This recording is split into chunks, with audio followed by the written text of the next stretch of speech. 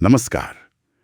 आज हम एक ऐसी स्वास्थ्य समस्या पर बात करने वाले हैं जो बहुत आम है पर अक्सर नजरअंदाज हो जाती है। हाई ब्लड प्रेशर यानी उच्च रक्तचाप। हमारे पास कुछ हेल्थ आर्टिकल्स हैं, कुछ नोट्स हैं और हम कोशिश करेंगे कि इन स्रोतों से समझें कि ये साइलेंट किलर आखिर है क्या। बिल्कुल।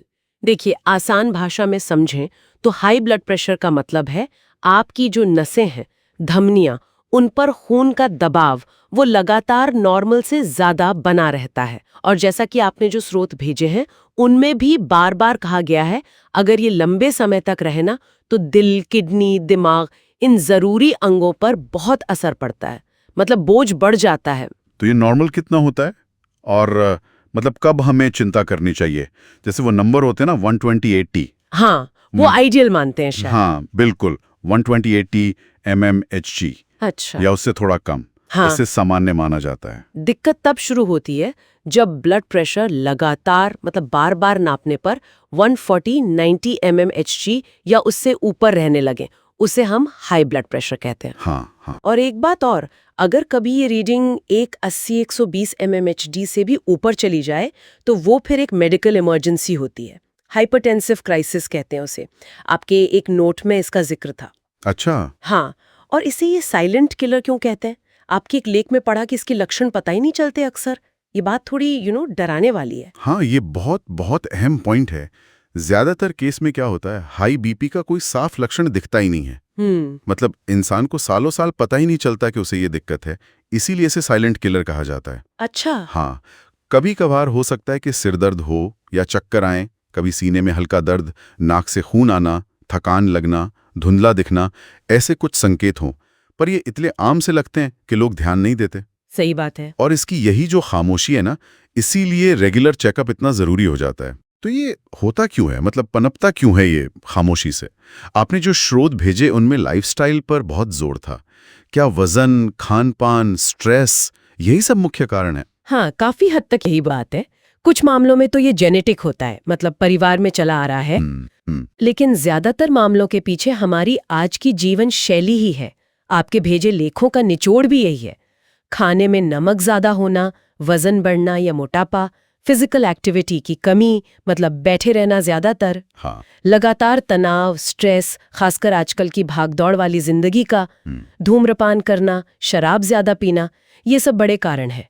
और हाँ, कभी कभी किडनी की कोई दिक्कत हो या डायबिटीज हो तो वो भी वजह बन सकती है। तो फिर अगर लक्षण नहीं है तो पता कैसे चलेगा? और अगर किसी का बीपी हाई निकले तो फिर क्या करना चाहिए? आपने कहा नियमित जांच। हाँ। देखिए, पता लगाने का सबसे सीधा और सरल तरीका है रेगुलरली अपना ब्लड प्रेशर चेक करवाते रहना, खासकर 30 साल की उम्र के बाद।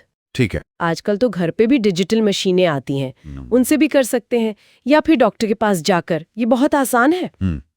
और अगर पता चलता है कि हाँ बीपी हाई है तो फिर इसके मैनेजमेंट के, मतलब इसको संभालने के 2 मुख्य तरीके हैं जो लगभग सभी स्रोतों में बताए गए हैं। अच्छा, क्या है वो? पहला तो है जीवन शैली में बदलाव, जैसे खाने में नमक कम करना, रोजाना कम से कम 30 मिनट थोड़ी तेज वॉक या कोई और एक्सरसाइज करना, वजन को कंट्रोल में रखना, स्मोकिंग और शराब से दूरी बनाना और स्ट्रेस को मैनेज करना, जैसे योग या ध्यान से। और दूसरा है दवाएं। अगर सिर्फ लाइफस्टाइल बदलने से बात नहीं बनती तो डॉक्टर फिर स्थिति देखकर दवाएं लिखते हैं। अच्छा। ये दवाएं अलग अलग तरह की होती हैं जो ब्लड प्रेशर कम करने में मदद करती हैं। तो इसका मतलब ये हुआ कि अगर एक बार हाई बीपी हो गया तो ये फिर हमेशा साथ रहता है, कोई परमानेंट इलाज नहीं है इसका? देखिए, परमानेंट क्योर जिसे कहते हैं वैसा तो नहीं है, लेकिन इसे बहुत अच्छी तरह से कंट्रोल किया जा सकता है। आपके स्रोतों में भी यही बात कही गई है। इसे मैनेज किया जा सकता है अगर सही लाइफस्टाइल अपनाएं, डॉक्टर की सलाह माने, रेगुलर दवा लें, तो व्यक्ति बिल्कुल एक नॉर्मल, हेल्दी और लंबी जिंदगी जी सकता है। कंट्रोल ही सबसे जरूरी है इसमें। तो कुल मिलाकर इन सभी स्रोतों से जो बात समझ आ रही है वो ये कि हाई ब्लड प्रेशर एक गंभीर समस्या जरूर है, खामोशी से आती है, लेकिन ऐसा भी नहीं कि हम कुछ कर नहीं सकते। इसे जाना जा सकता है, समझा जा सकता है और सही कदम उठाकर इसे काबू में रखा जा सकता है। मतलब जागरूकता और खुद ध्यान रखना बहुत जरूरी है। बिल्कुल सही कहा आपने। रेगुलर जांच और अपनी सेहत के प्रति थोड़ा एक्टिव रहना, यही सबसे अहम है। और हाँ, इन स्रोतों को पढ़ते हुए एक और बात दिमाग में आती है, सोचने वाली बात है। हमारे जीवन में न जाने कितने तरह के दबाव होते हैं, काम का प्रेशर, रिश्तों का, उम्मीदों का। हाँ, ये तो है। शायद ये जो शारीरिक ब्लड प्रेशर है, ये हमें एक तरह से याद दिलाता है कि हमें अपनी जिंदगी में हर तरह के फालतू के दबाव से, जो गैर जरूरी हैं, उनसे बचने की कोशिश करनी चाहिए। जैसा कि एक स्रोत में लिखा था, मानो